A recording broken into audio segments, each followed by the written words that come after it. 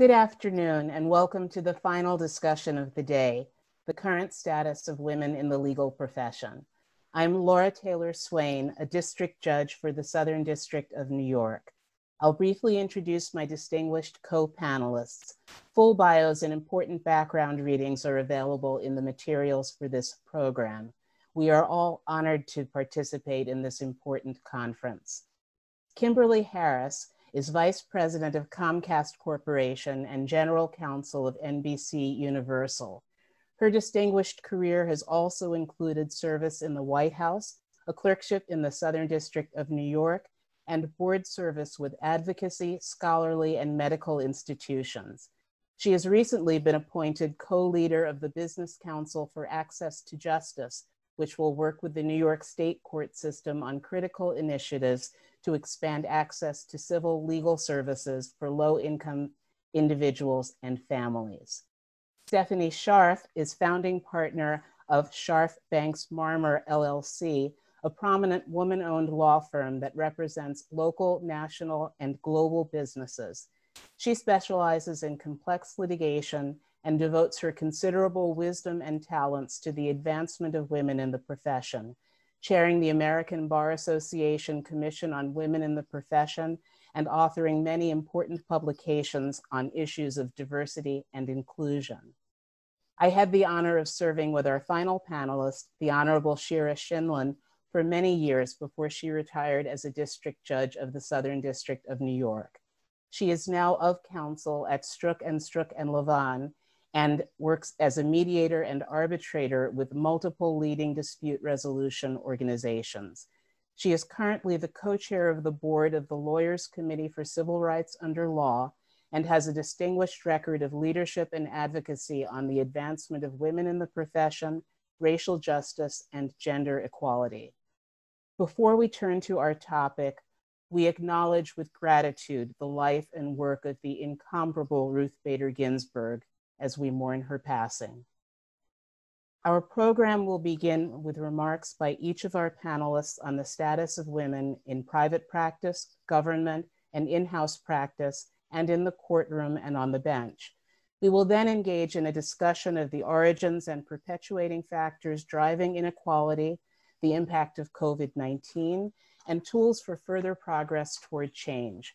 Please feel free to ask questions through the chat function at any time during the program.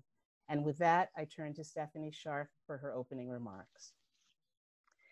Thank you, Judge Swain. And it is an honor to be here today with you and Judge Schindlin and Kim Harris. I've been a practicing lawyer for 35 years, including 2 long stints as a partner at Kirkland & Ellis and at Jenner & Block before forming a women-owned firm some 10 years ago. And almost from the moment I began practicing, I noticed that women and men were on very different career paths.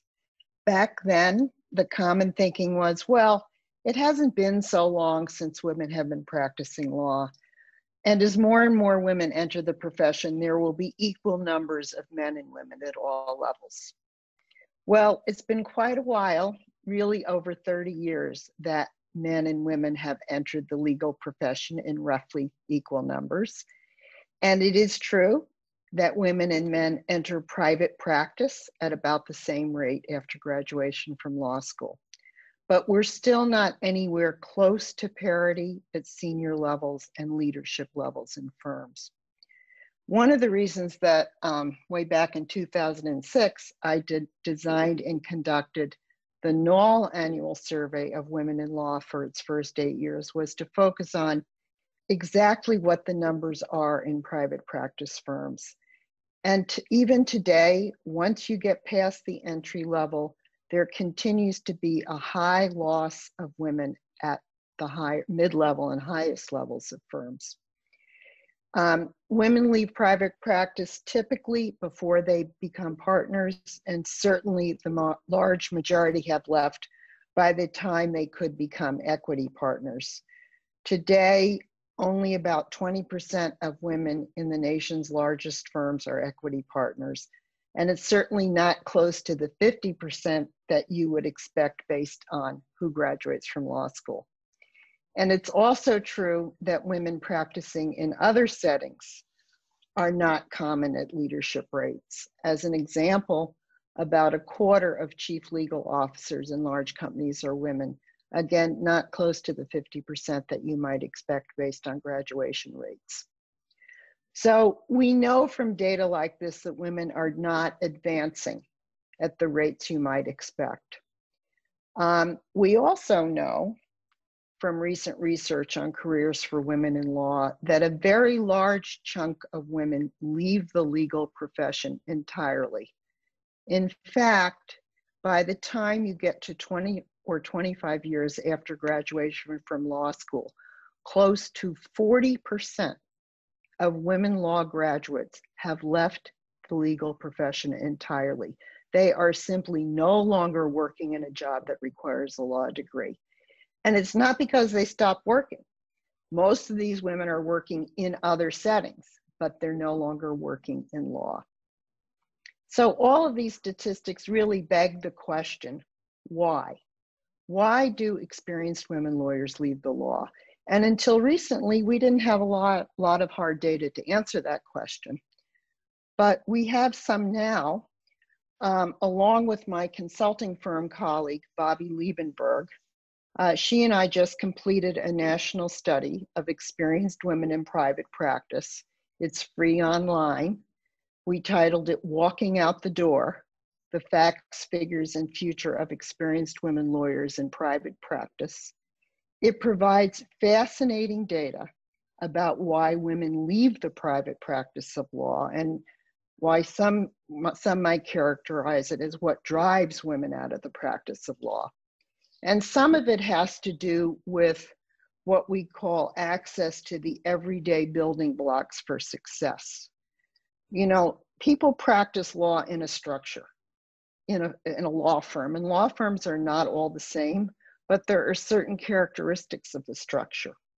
So for example, women report being 4 to 8 times more likely than men to be overlooked for advancement, to be denied a salary increase, to be treated as a token representative for diversity, to lack access to sponsors, and being perceived as less committed to their careers.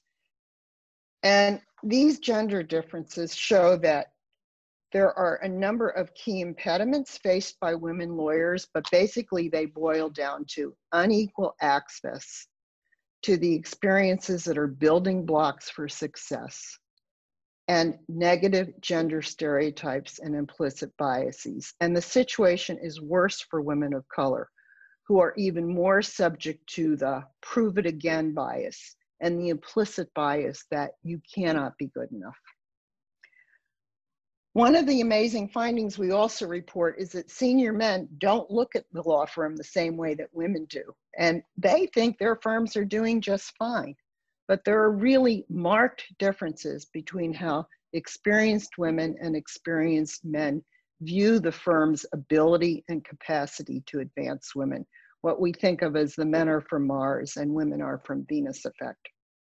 So I wish I could wave a magic wand and give you the one reason or the one way to make these issues go away. But unfortunately, life and law firms being what they are, there is no magic bullet for the why of how to do this. But there are ways to change. And as we go through the program, I would ask that you keep 3 of them in mind. And the first is, do leaders truly understand the business case about why diversity matters and leaders' role in creating a broadly diverse law firm? It's one thing to say the right words, but moving the needle means active leadership, active commitment, activity to set goals, measure, and adjust as needed. The second question is, do leaders understand what women are experiencing? Our walking out the door data suggests they do not. So certainly a prime action is to ask people in the firm, how do you feel? Where are there gaps? What can we do to help you? And the third factor to keep in mind is it's really important to use data-based metrics to set standards and assess change. Doing soft assessments year after year simply allows people to put their heads in the sand. Metrics can help not only in assessing change over time, but also in understanding and fixing impediments to change. And I'll be talking about this and more later in the program, but in the meantime, thank you for the opportunity to share my initial thoughts. Thank you so much, Stephanie. And now I'll turn to Kim Harris. Thank you, Judge Swain. I'm very honored to be on the panel today with these distinguished colleagues. Like everyone, I am mourning Justice Ginsburg as well, but gratified to have the opportunity to participate today as a way of honoring her legacy. We all owe her our gratitude for her tireless fight for women's equality, and we continue her work by naming and addressing the remaining obstacles to the advancement of women in our profession. We have made tremendous progress. As we sit here today, we have the first woman of color leading the New York City Bar. Go Sheila. And at the same time, we have a woman president of the American Bar Association. We also have a woman as acting U.S. Attorney for the Southern District of New York, and the chief judges of the New York State Court of Appeals, the United States Court of Appeals for the Second Circuit, and the District Court for the Southern District of New York are all women. That's incredible. And I am confident that all of those institutions will be run exceptionally well. But there is no question that there is more work to do. There are still too few women in law firm partnerships and even fewer as managing partners, and too few women in leadership positions in government.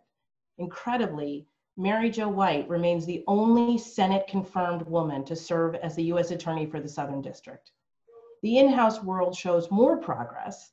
There are more women in-house lawyers in leadership positions and a greater representation of women among general counsel, including at Fortune 500 companies, than the percentage of women serving as managing partners. But some studies suggest that the male GCs are making at least a third more than their female counterparts, with only one woman in the top 10 highest paid GCs based on 2017 proxy filings. Why are we not making more progress? Hopefully that's what we will explore today, but a few initial thoughts based on my personal experience, entirely consistent with the research Stephanie has already summarized. First, I think we have to explore the nature of these workplaces. Women still bear more responsibility for family issues than their male counterparts. And workplaces that are inflexible and based on the billable hour make that exceedingly difficult. Policies that address that imbalance effectively without creating second-class citizens should be part of the solution, and for all employees, not just women. The universal experience of working from home during the pandemic may provide important insights for how to reconceptualize the workplace once we return to some semblance of normalcy. I also think we need to work harder on workplace culture. Most companies and firms and government agencies have appropriate policies on discrimination and harassment and statements on their commitment to diversity. But we have to do the hard work of going beyond the words to really reforming the culture of the workplace to promote true equity and inclusion. It's hard to eliminate unconscious bias and our affinity for those who look like us. But until we do, women will continue to have less access to desirable assignments, the best sponsorship, the most profitable networking, and clients. Finally, I think we need to pay particular attention to women lawyers of color. Our experience and the challenges we face in the workplace are not the same as white women. Women of color face unique challenges in the workplace based on racial biases and stereotypes, in addition to those based on gender. And that can often mean that the effort to advance in the workplace can be even harder. For example, white women rarely face criticism or assumptions about the professionalism of their hair, but that is an ever-present factor for Black women. And many women of color face more skepticism about their competence and are held to even higher standards of performance than their white counterparts, or experience being tokens in the workplace. I do think there is cause for optimism. The Me Too movement and the Black Lives Matter movement have brought a bright light to workplace environments. The challenge now will be to turn that heightened awareness into action and sustainable change. I hope we can talk further about these topics during the panel. Thank you, Judge Swain. Thank you, Kim. And I would like to add that a woman is Chief Judge of the Eastern District of New York as well. So we've got a sweep. I'll now turn to Judge Shinlin.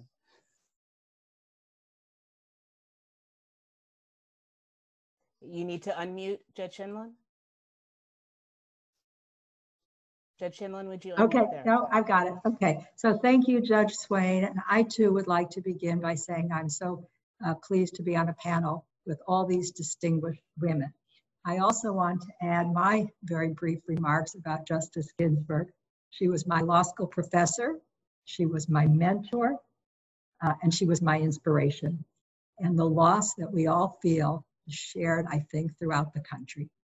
I want to add one more introductory remark that in addition to all the chief judges you mentioned, the next chief judge of the Southern District is also a woman, and she's our chair today, our moderator, Judge Swain.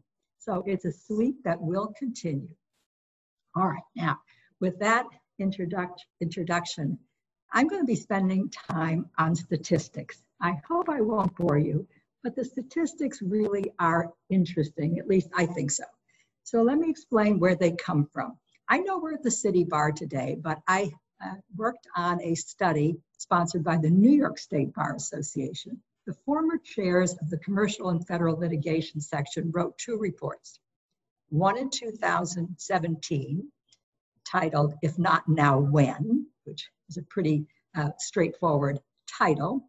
And our second report in 2020, this summer, is The Time Is Now, another straightforward title. What these reports did was to send a survey out to judges throughout New York State and ask those judges to report on who appeared before them in every court appearance during a 3-month period.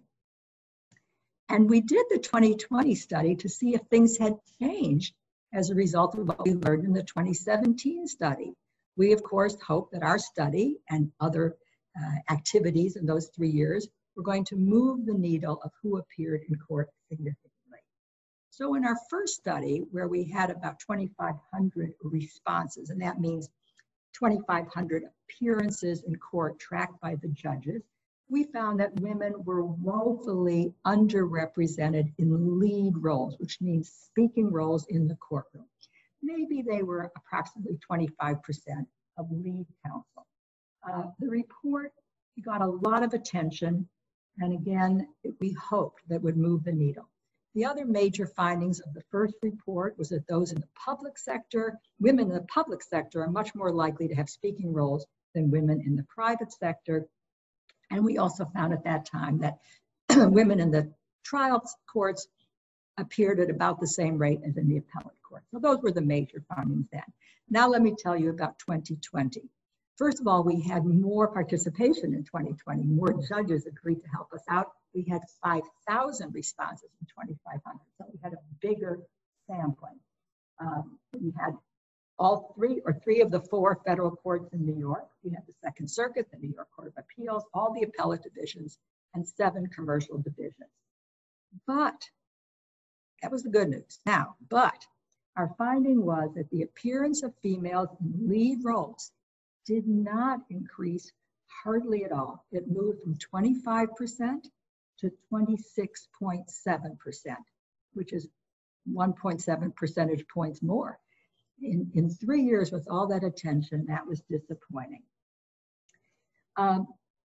In second seat, however, not the lead role, because the judges wrote down the lead person and the person next to them. Women did appear much more in the second seat than they did in the first study. That rose by 9 percentage points to 36.4%. So what does that tell us? Is that more junior women, at least, are getting the opportunity to get in the courtroom. They may not be yet the lead attorney, but they're in the courtroom. Now, we also found that the more complex the case, the less women had a lead role.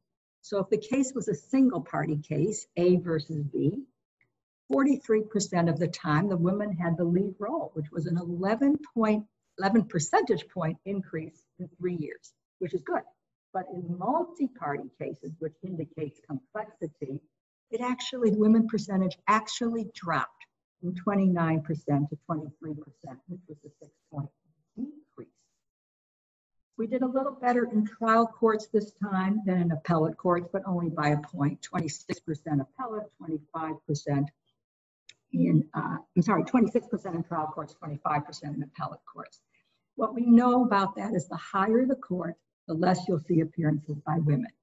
We did better in federal courts than in state courts, but there's a reason for that, we think. In federal courts, it was 27% women in lead, state courts 21%. But remember, in federal courts, we tracked appearances for both civil and criminal cases, which is not true in the state courts. We didn't track any appearances in criminal cases. So the commercial divisions, which as you know is all commercial cases, high-stake business disputes, women were in lead roles only 23% of the time. So that is a statistic that actually again dropped. The public-private divide appeared again, just as it did 3 years ago. This time, for public cases, we had 35% women in lead role when the person was in the public sector, but in the private sector, 20% of the time. So a big gap from 35 to 20, public versus private. In the first report, public was 38, so that went down 3 points, but in private it went up 1 point from 19 to 20. Not a big jump. The appearances in the Second Circuit went up by 4 percentage points in a few years, so that was a bright spot. The Southern District of New York, Judge Swain's court, actually was the second highest in the state in terms of lead roles. The highest was a small place, 8th Judicial District in Erie County at 35% women in lead roles. But the lowest was the commercial division in New York County, which has the most business disputes. That was only 18% in lead roles, whereas the Southern District, as I said, was the highest at 35%. So twice as often in the Southern District than in the Southern District, New York County. The lowest, by the way, in this public-private divide was in the Northern District of New York, where 43% of the appearances by public sector attorneys were women, 13% private. So that divide showed itself over and over again, no matter what the court. By the way, the Supreme Court, we didn't track that in our survey, but we do have statistics we reported. And in the 2017-18 term, only 12% of oral arguments were handled by women attorneys, whereas in the 5 years preceding that term, it had ranged from 15 to 19%. So for unknown reasons, unfortunately, the Supreme Court appearances dropped, I would say significantly.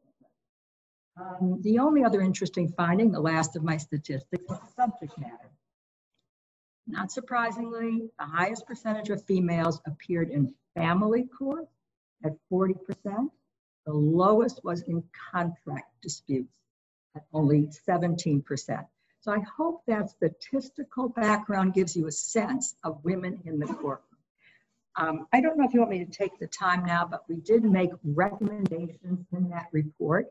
We divided the recommendations into what law firms should do, what corporate legal departments should do, and what the judiciary should do. I could run through those now, but I have a guess that Judge Swain would rather I hold off on the recommendation portions of those report till later in the program. If I'm wrong, tell me, I'll do it now, but I suspect you'd rather I wait. I think I'd like to include that in our full discussion when we talk about where we go and how to promote progress. So thank you so much, Judge Shinlin. Well, we've got statistical, experiential, observational information about where we are, and clearly there's been progress. There are women in the profession. We are here. Today's conference shows that courts and the bar at the highest levels believe that there's work to be done. So let's dig down into where the problems are and why they persist.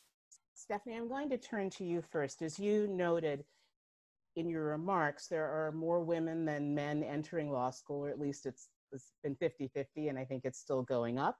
But women in general, women of color in particular, are more likely to leave big law practice than males. And why is that? There are a lot of reasons why. And I say that because each firm has a different culture, a different approach to evaluating lawyers, to rewarding lawyers, to advancing lawyers. And if your firm has a talent drain because it cannot keep women of color and women lawyers, there are ways to turn that around. But the first step is understanding why. And to understand why, you can't be afraid to ask people, as well as looking at objective data. Work distribution, for example. Who is getting work on key matters? Are women getting those opportunities? Is it because the way work is assigned or not assigned? Is it a system where senior lawyers, who are mostly men, go to other men as a routine matter and not women? And another factor, and I get back to culture again, law firms began and for many decades operated as a culture based around male stereotypes. Men spend their lives working and women stay at home.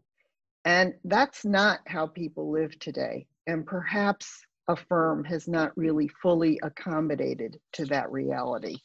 We found, for example, in our research that among the very top reasons that women leave law firms is because of caretaking commitments, the push-pull level of stress that work and home have, work-life balance, personal or family health concerns.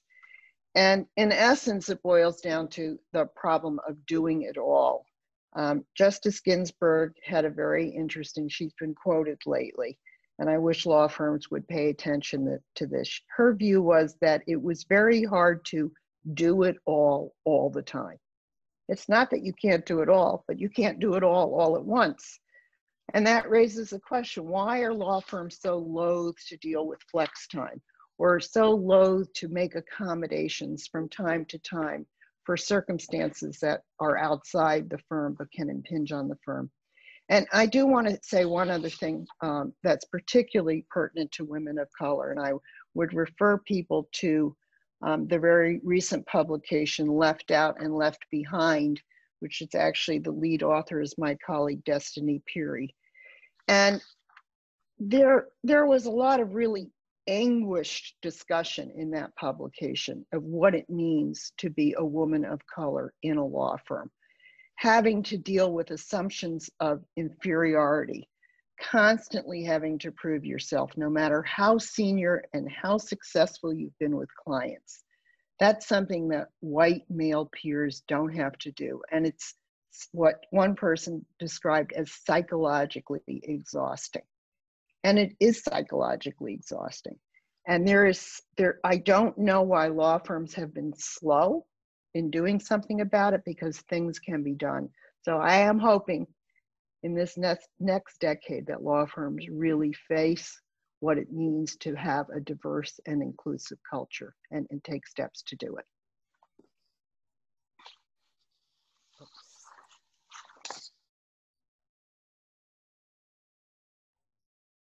I am hoping I'll get better at the muting and unmuting sooner rather than later, so forgive me for that pause. Kim, you've been in the law firm world, you have had high government positions, you're now in a very high position in the business world, a combination of them. What are your observations of the experience of women, and particularly women of color, within the law firm world, and why do people leave? So I couldn't agree with Stephanie more that the lack of flexibility in the traditional law firm environment is a major factor of why people don't stay. I want to address women of color separately because I think there are some additional reasons for women of color, but there's no question that when you have an environment or a business model that is entirely structured around how many hours you can bill, that is going to crash headlong into women's responsibilities for the home. And for those women who are of childbearing age, which is usually the time period when they're developing their career as associates, trying to stay on that partnership track, it can present obstacles to continuing at the law firm and to advancing that just become too much. And people make decisions to leave law firms because they want more balance in their life. I have to say, just flipping over for a second to the in-house world, we never have people leave because they want more balance in their life. That's not why people leave in-house legal functions, they often leave to go get a better opportunity at another company, and nobody ever leaves to go back to a law firm. And I think that tells you something about the combination, the work environments. And I do think, you know, when I was a young associate, I was given the opportunity to go part-time when I had my first child. I had 3 children when I was an associate at my law firm. But what part-time meant back then was that I essentially lost all of my seniority in an instant. The assignments that I were given were all research assignments. I was not given responsibility for a whole matter myself. I didn't continue to progress along the advancement path by getting more responsibility in more complex matters. Now, some of that, to be charitable, I think was an effort to respect my part-time schedule. But I think what law firms have to get much better at doing is not only offering flexible work arrangements, but treating them not as somebody being off the track, but as someone taking an alternative track that they can still develop, they can still continue to get more senior responsibility and more senior assignments. And I think until we have law firms really embracing more flexible work arrangements, whether that's reduced hours or working from home, we're not going to see the numbers change dramatically of women who tend to leave the law firm environment.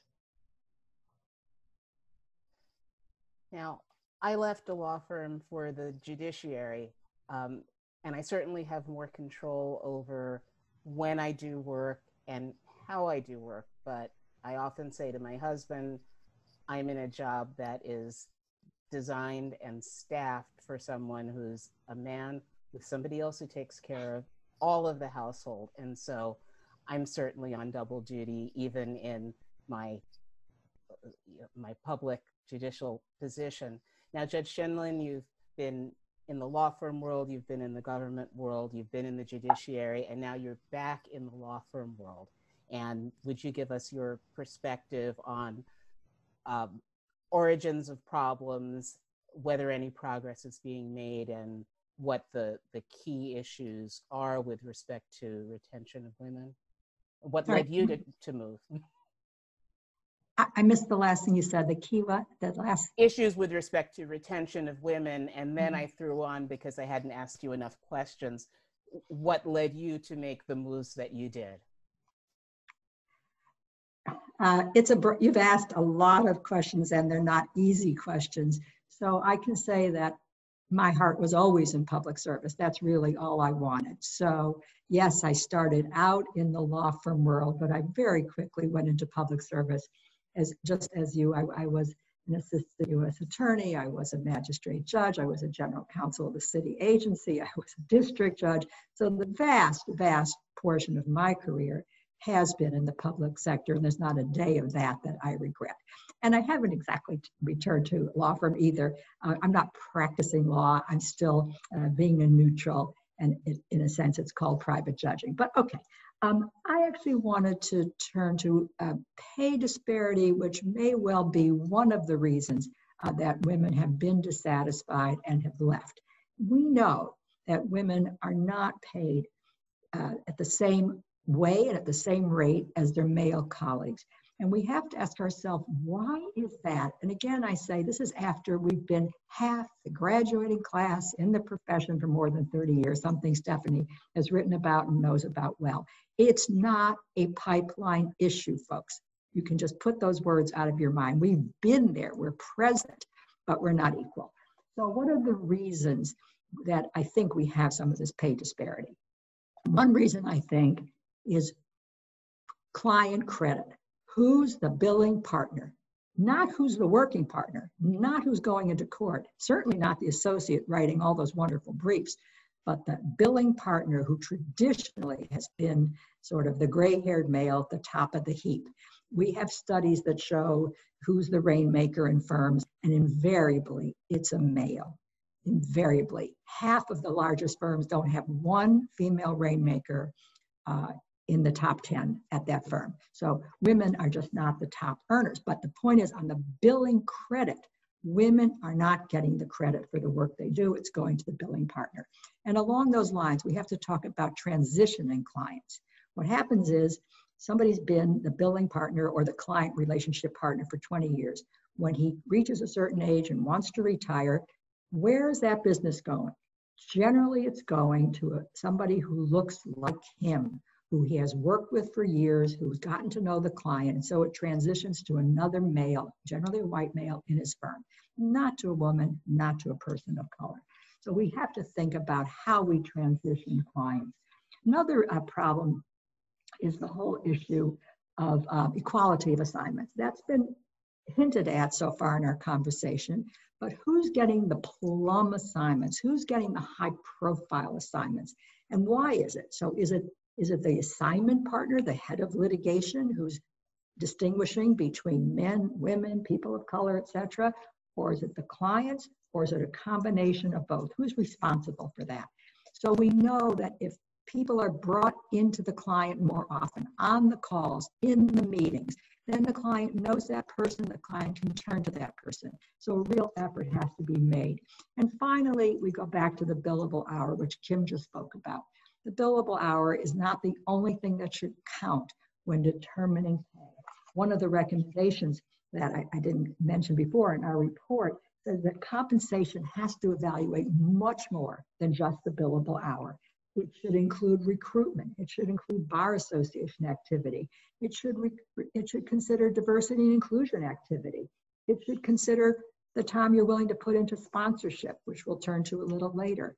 So if we were more inclusive, if the compensation committees at firms were more inclusive in determining what counts toward compensation, I think we'd see more pay equity. Thank you.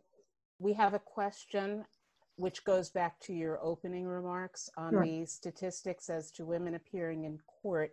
Was there any difference seen based on the gender of the jurist? That is, did the gender of the judge tend to match the gender of the person who was put up as the lead attorney before them? No, and there were really a couple reasons for that. We were a bit uncomfortable asking the judges to self-identify their gender or their ethnicity. So we don't really know that. I know a little bit of that anecdotally because I know the judges personally who responded, but we did not find any difference in terms of race. We think we might have picked up a small difference in terms of gender, that the appearances before women judges had a higher rate of appearances by women attorneys, which is not a surprise to me. But I don't know if this is the point to say it. I'm very nervous before Judge Swain as to what I should say when, but I will say that my experience for years and years on the bench is that often I walked into that courtroom and there were a sea of people who looked nothing like me. And I would look out at this big room in the year 2016, which was my last year, and I couldn't believe my eyes because I first went on the bench 1994, but actually the first time in the 1980s. And it didn't change. It just didn't change. There was a sea of white males. I rarely saw a woman. I rarely saw a person of color. And I found that heartbreaking. I found it heartbreaking that there was not a change over all those decades. So I'm sure I've wandered a little bit from the question that you asked, but that's the answer to the person's question. Even before a female judge, I didn't see enough women in the courtroom. Yes, indeed. Kim, you spoke about the work-life issues and part-time work not being work that is consistent with advancement in law firms. And you've also said that there are more women in leadership positions in in-house counsel. Can you talk about why that is and if it's easier to manage a work-life balance in the business sector? Why is that? I think there are a number of reasons. One is, I think because we don't operate by the billable hour. So the whole structure is not focused around working as much as you possibly can. It's much more task oriented. The lawyers who work for me work hard, but they work hard to achieve a particular goal. So if it doesn't require them to work 100 hours, they don't need to work 100 hours. So I think the whole structure of in-house legal departments lends itself to more flexibility. Plus, I think you have in-house legal departments way ahead of law firms in terms of the acceptance of flexible work arrangements. We have lawyers who work in different cities from our headquarters because a spouse has moved for a new job and they're there working remotely way before the pandemic and everybody was working from home. We allowed that in order to keep really talented lawyers in our department. We were flexible about where they worked from. We're flexible about work hours. We have a number of lawyers who don't work a full 5 days in the office, or only work 4 days, or work 1 day at home. And because of the nature of our work, we're much more flexible in terms of allowing people different work structures and different work styles that help them balance their personal life with their family life. And we are open and we tell people, if you have a particular challenge in your life, whether it's temporary or longer term, that you need some flexibility, talk to your manager and we'll do what we can to accommodate it. So I think the whole structure of in-house legal departments lends itself to keeping women in the environment because of that flexibility. I also think, I'm not sure whether this is a good thing or a bad thing, many corporations who I think have their hearts in the right place about wanting more women in leadership, the general counsel role tends to be one where it's easier to put somebody, a woman in the role. So we still don't have enough women CEOs, we still don't have enough women CFOs, but there's a lot more comparatively women general counsels. And so I think you've had corporate America see the general counsel position as one in which it's a great opportunity to advance women, where they've had a harder time, whether rightly or wrongly, doing that in the rest of the C-suite.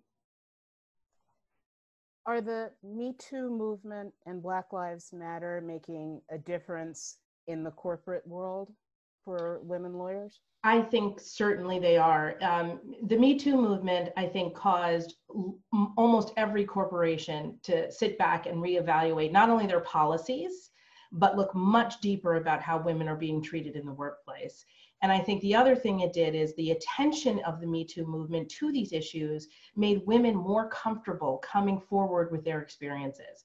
So whereas in the past, women may have feared retaliation or thought that they were the only person experiencing some particular inappropriate conduct and therefore stayed silent, meaning that the corporation couldn't do anything to fix it, now have felt, I think, more comfort because of the attention to the issues. So I think almost every corporation is experiencing more complaints, more issues being raised about their workplace environment. And overall, I think that will lead to better workplaces that are safer, more respectful of women, and therefore allow them to continue to advance through their professional careers.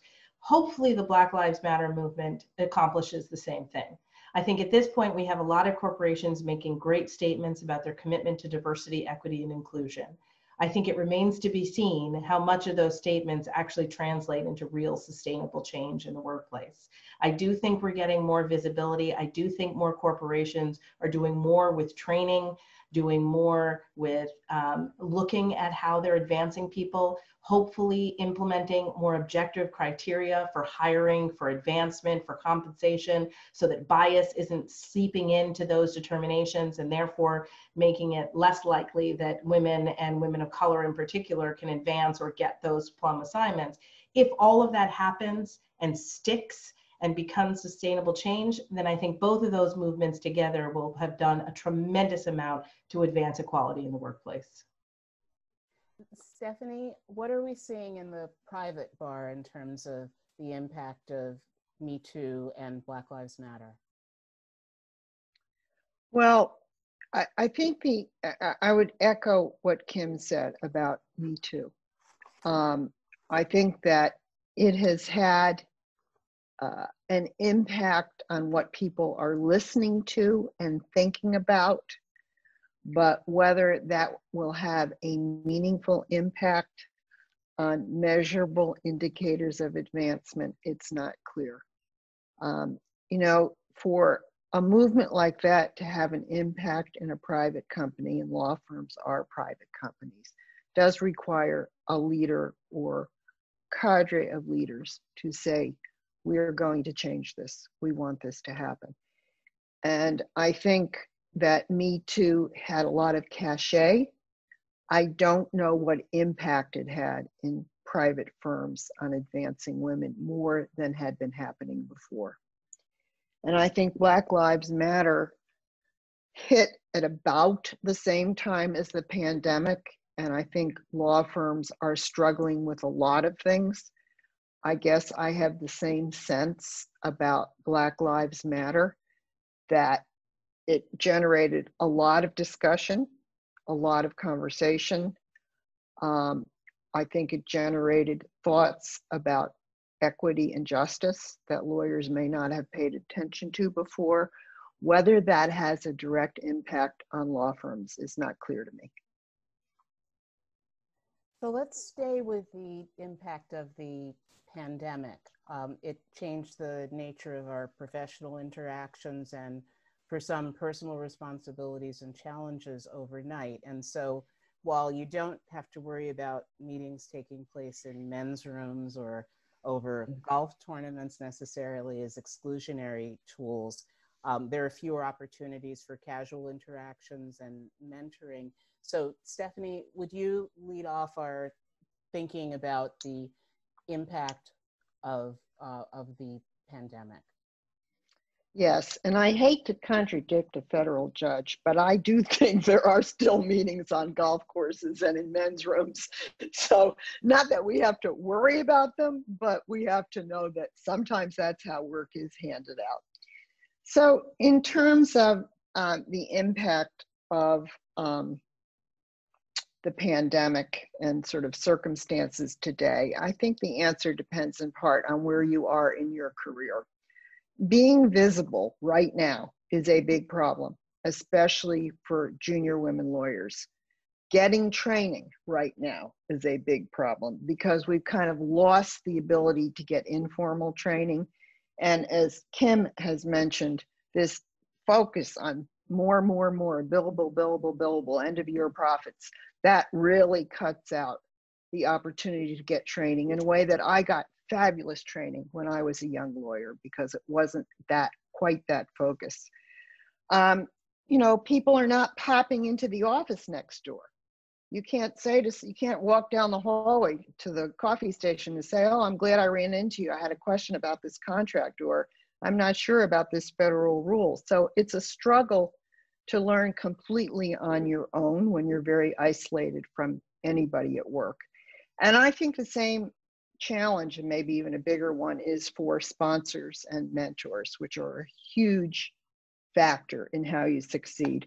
I know that the reason I advanced in my two firms and became an equity partner, because in each one, a very senior lawyer vouched for me, helped me succeed, as we used to say, pounded the table for me. And that relationship happened informally. It didn't happen formally. So a powerful sponsor can mean the difference between advancing or not, and that's harder to do today. So I fear that the immediate economic challenges that law firms are facing are taking a lot of leadership time and distracting from the long-term issue of talent and talent development and making sure you have the best talent, which means making sure you have a diverse array of talent.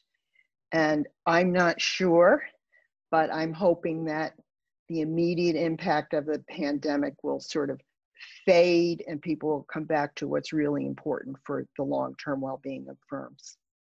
You can also do things to help yourself, by the way. I don't want to take up too much time, but you can help yourself. You can be proactive. You can reach out and stay in touch by telephone, please, not by email always. And volunteer and frame your reputation. And stay resilient and stay optimistic. This too shall pass. And you know, you can move forward and to some extent take charge of your own career. And I would encourage people to do that.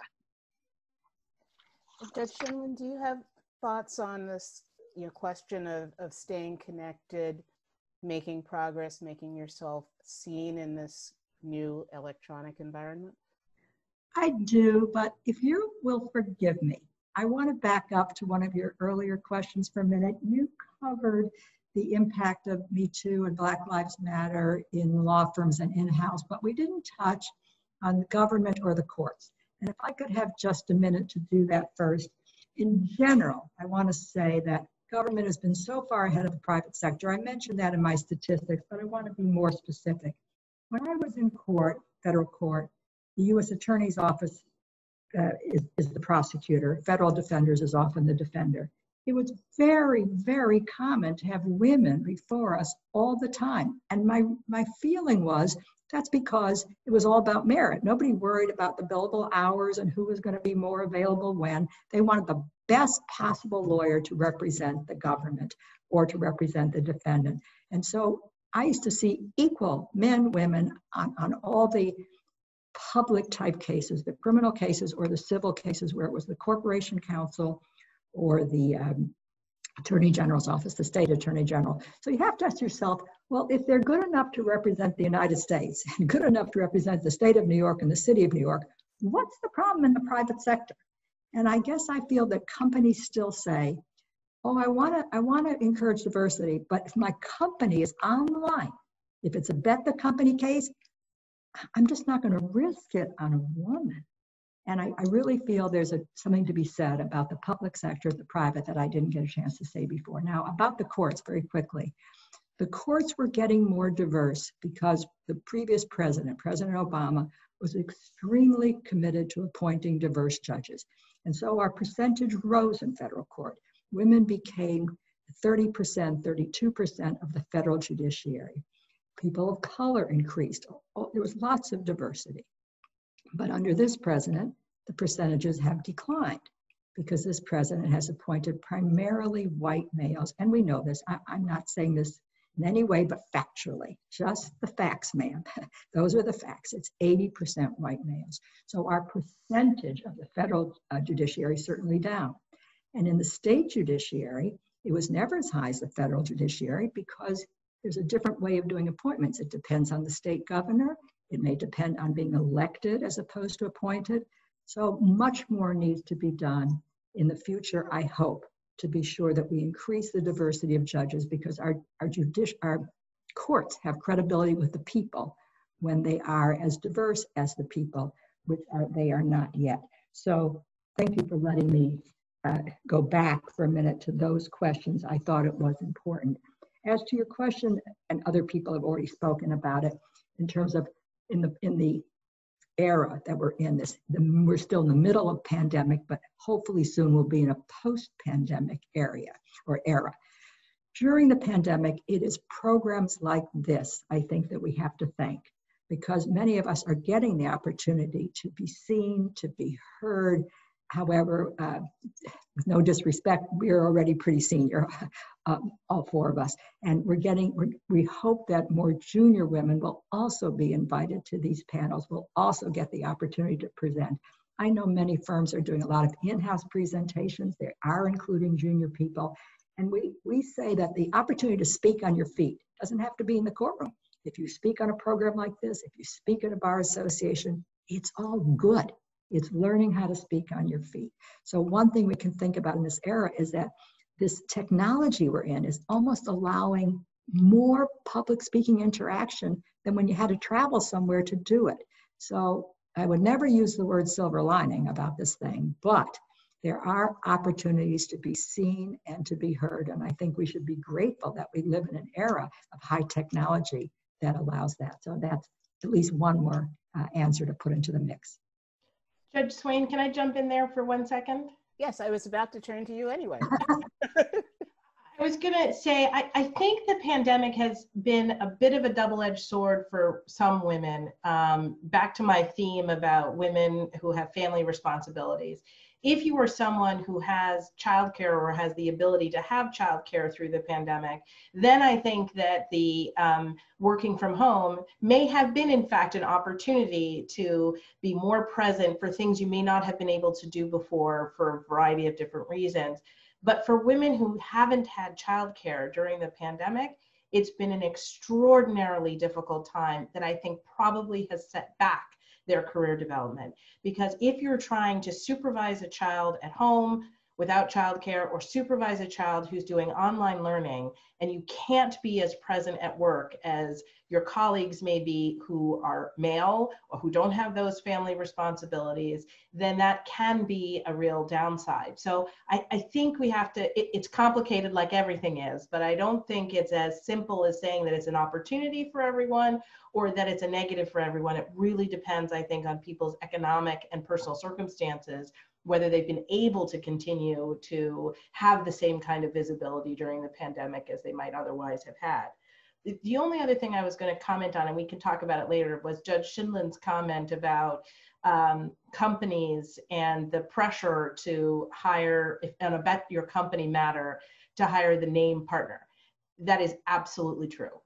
That when you have a big matter, your instinct as a general counsel is to take the safest possible course so you can't be criticized by hiring the name lawyer that your board and your CEO will recognize.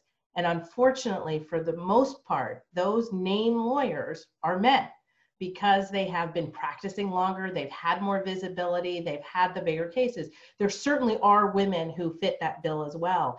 But that's why one of the things that we've tried to do is so that in those bet the company cases, when we have to or feel like the right thing to do is hire the big named man, we start way earlier on other matters, making sure that we have women senior associates and women partners who are working on our matters on a regular basis so that they have the relationship with the company and we are developing with them their familiarity with us as a client so that we can help their advancement to get to the point. I actually had a very prominent appellate lawyer say to me once that he desperately wanted to give the women who worked for him more opportunity to argue our cases and kept feeling like he was coming up against the demand that he be the one to do all of the arguments. And it was great that he raised it because we actually were able to find matters to give those women the opportunity to argue on our behalf so that they gained the experience and the familiarity and the visibility. So it really takes companies being willing to invest in women and women of color so that they can get to the point where they're prominent enough that there's no question about hiring them for even major matters.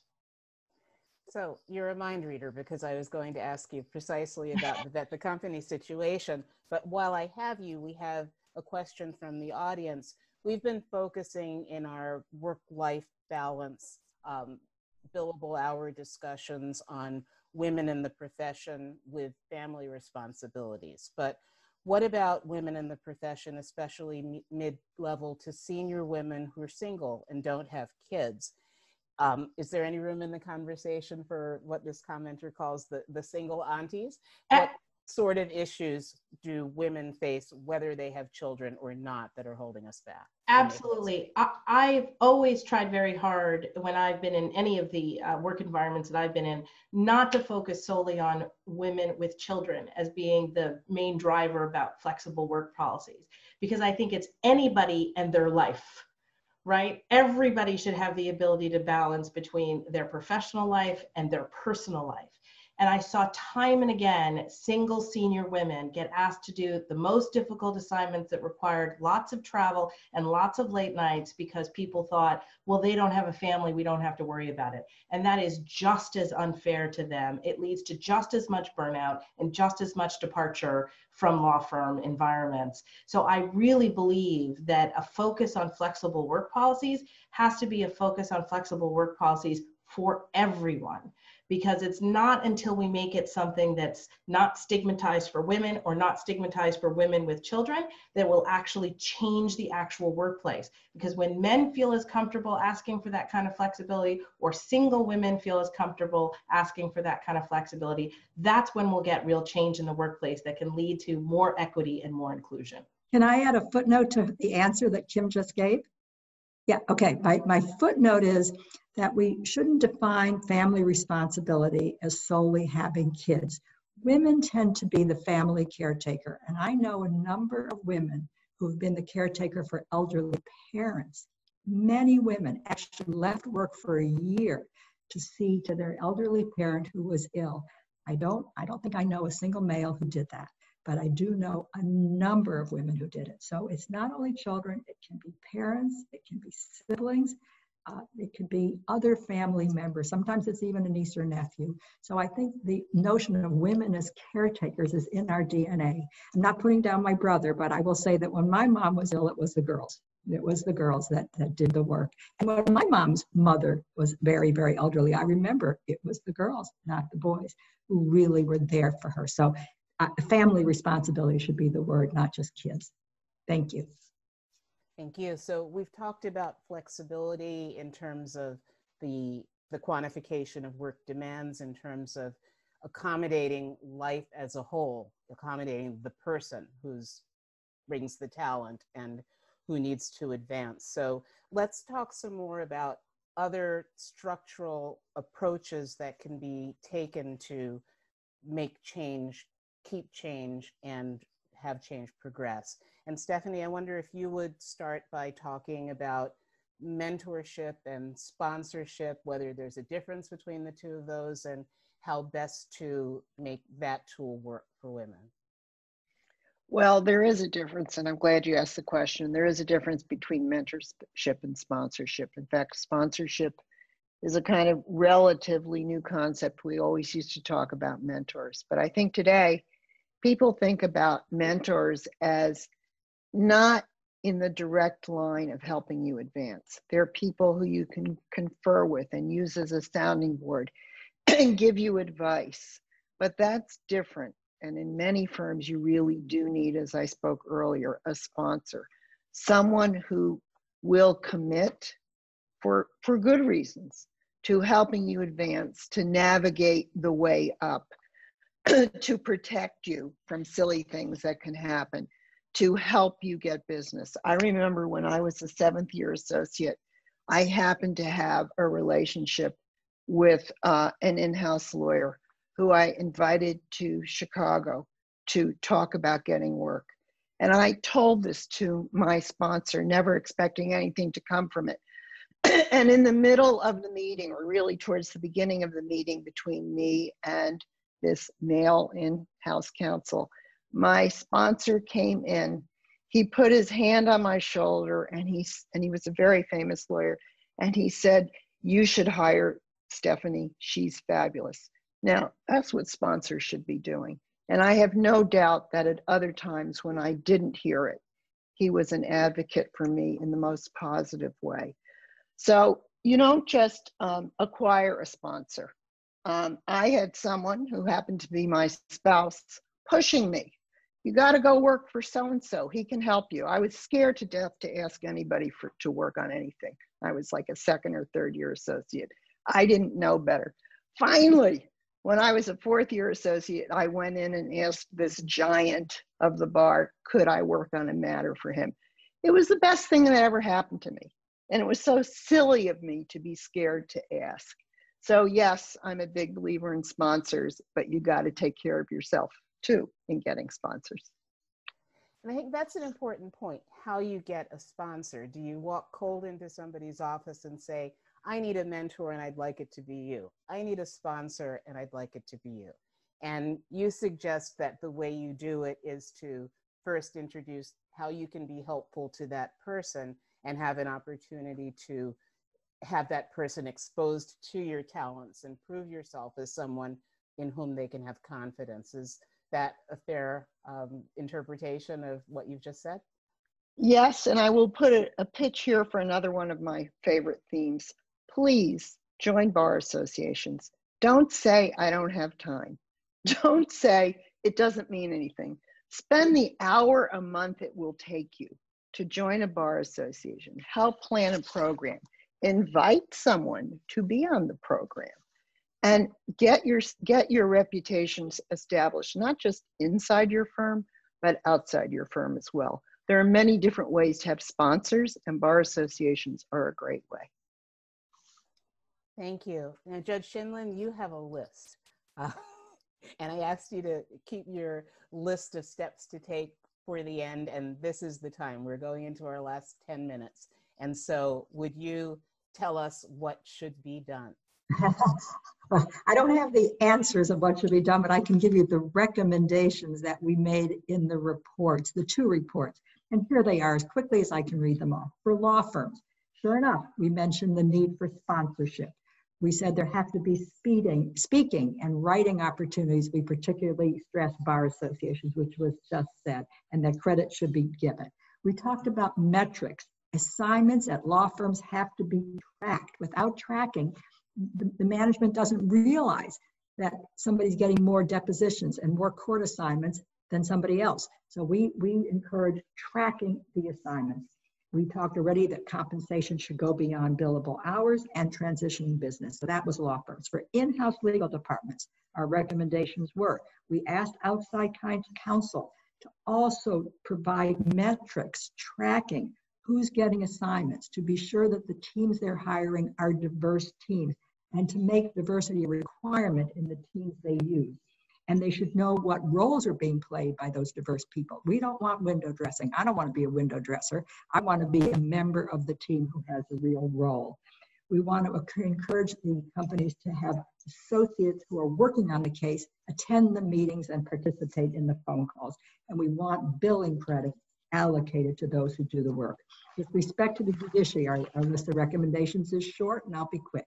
We would hope that more judges will adopt individual rules that say if a junior attorney is going to argue the motion, I'm more likely to grant oral argument. We don't talk about the gender, age, just senior or junior, but we want to be sure that people coming up get the opportunity to speak. We want a judge to call on a junior attorney if the judge sees that while the older white male is arguing, he's constantly saying, "Can I have a moment, Your Honor?" Leans over, asks the woman for all the facts, and then keeps talking, then says, "Can I have a moment, Your Honor?" and leans over. And by the time I heard that the second time, I said, maybe she could get up and argue the motion at this point because you seem to need her help. So we want judges to be aware of that. We want judges to consider diversity in all court appointments.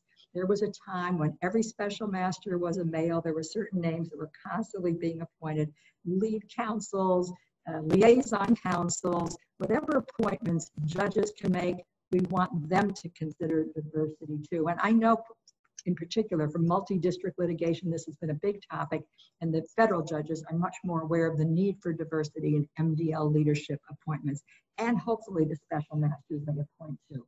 And finally, we want the judges to speak out regarding diversity every time they're asked to speak. So if they're at a bar association meeting or they're making a presentation, I don't care if the topic is antitrust law, they should sneak it right in and say, and diversity is important to me. So that's my quickest recap I can give you of the recommendations in our report. Thank you. Kim, you spoke earlier about issues of managing and naming bias and implicit bias. Is formal training something that is a productive tool here, and how extensive is that now? So I do think training is necessary. I'm not sure that the typical training actually does anything though. I think many firms have done, and companies and everywhere have done unconscious bias training. I don't think that goes far enough. I think hopefully one of the things that comes out of the Black Lives Matter movement is a rededication to talking about anti-racism training, more education on unconscious bias, not just your typical training. We have to go deeper. If we're really going to change culture, if we're really going to eliminate bias, if we're really going to help people get past the discomfort of embracing, and not physically embracing, but professionally embracing somebody who doesn't look like them, we have to get people comfortable talking about race, understanding the experience of people who are of color. And I don't think the typical trainings do that. So I think we have to double down and really get more serious about the kind of training that's really necessary to break past those barriers.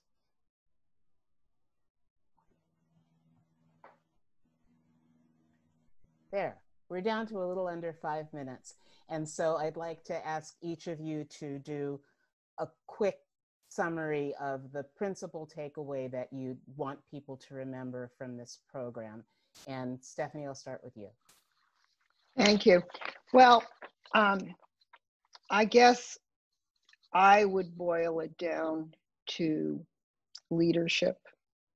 I mean, if I were to focus on one thing to advance diversity, equity, and inclusion in the legal profession, it would be to have leadership that really is effective.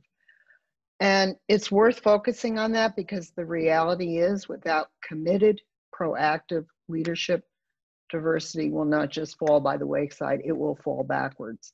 And it's not just about, as some people say, the tone at the top. It's not just about tone. It's about doing things, not simply saying things.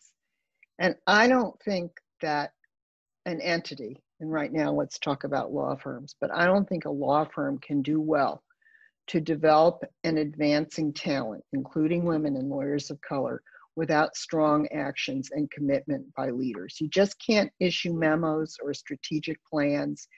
Leaders need to get out there and talk about what the goals are, talk about why it's important to do this and to move forward, and to demonstrate, not just with words, but with actions, that diversity and inclusion are a core part, not just of a firm's culture, because that's important, but how the firm is going to move forward. You know, in 25 years from now, the majority of the country will be people of color.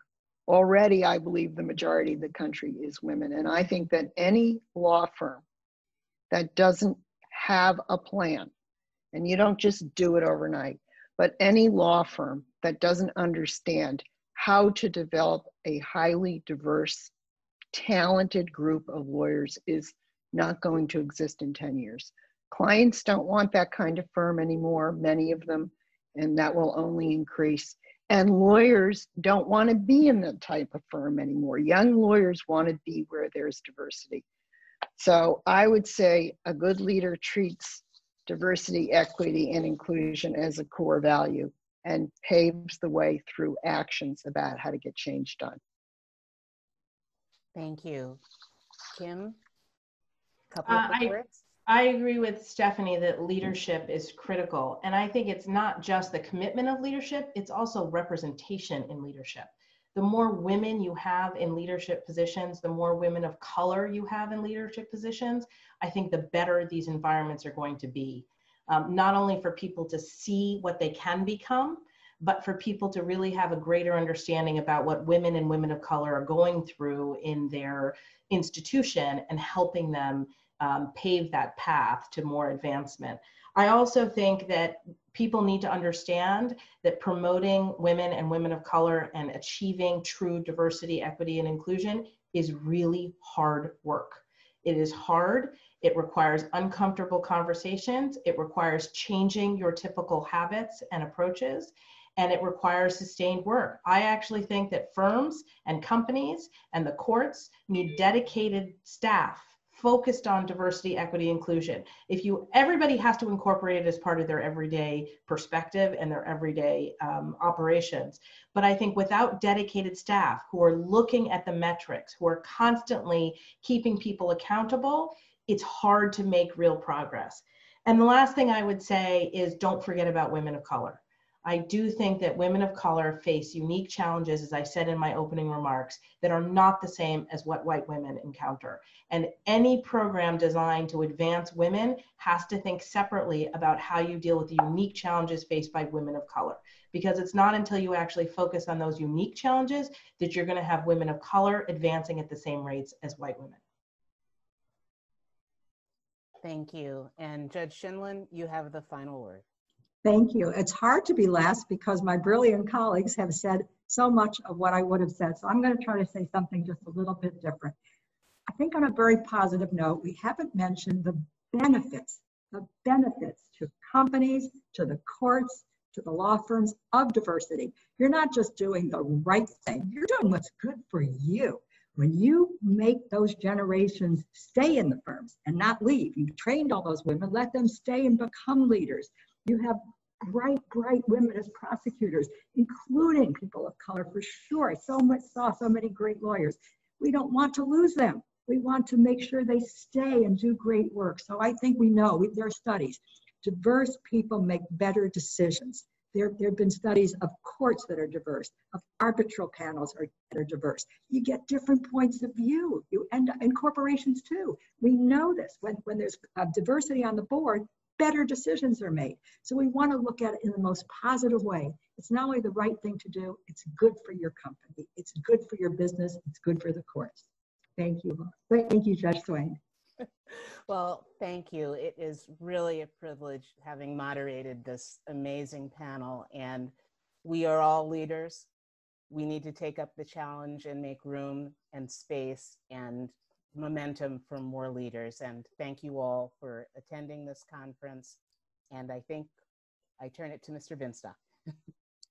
Thank you very much, Judge Swain. Thank you very much to our entire incredibly esteemed faculty, as well as the Planning Committee from the Second Circuit, for all of their work to prepare and present this CLE program today. And thank you to everyone who joined us here to view our New York City Bar Association webcast. We ask that you share your relevant feedback in the survey, which can be found in the Credit Submissions and Survey tab. This concludes the program for today. Have a great rest of your day, everyone.